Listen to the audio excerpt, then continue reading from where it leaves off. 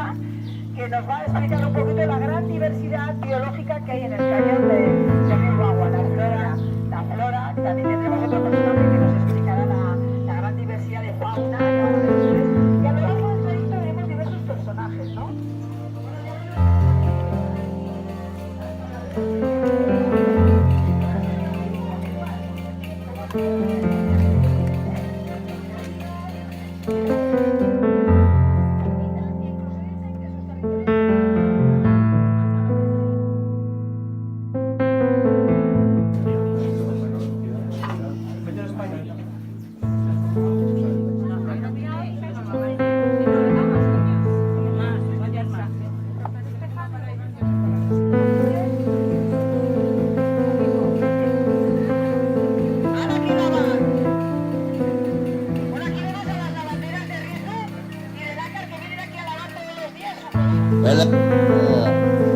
El hermano del Basajal, ya conoces. El eterno fantasma. No os acerquéis más.